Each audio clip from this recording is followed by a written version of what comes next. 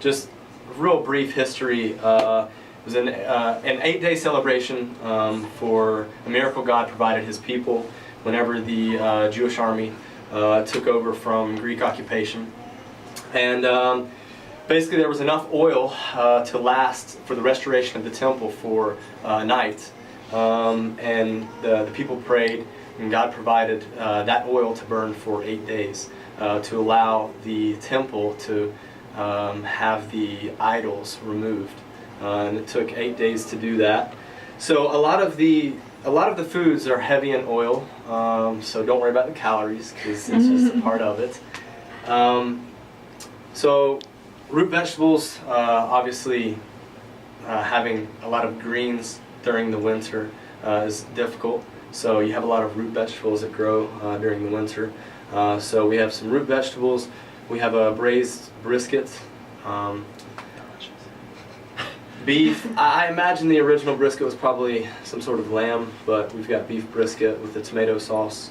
Then challah bread, which if you don't know how to pronounce challah, just try to clear your throat and then say challah. It's an egg bread, very delicious. Tyler actually made. Zach made that yesterday.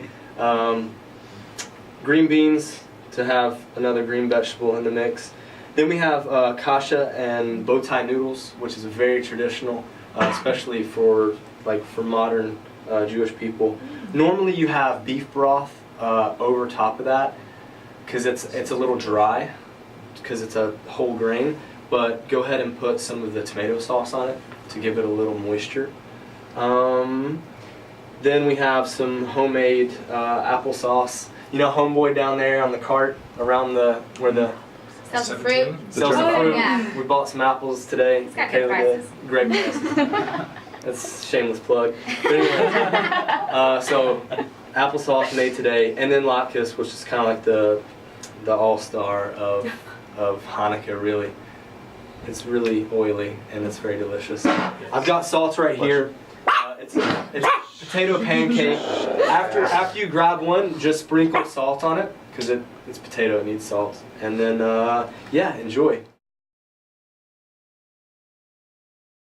Yeshua stated in Mark 10:44-45, "Whoever wishes to be first among you shall be the servant of all. For even the Son of Man did not come to be served, but to serve, and to give his life a ransom for many."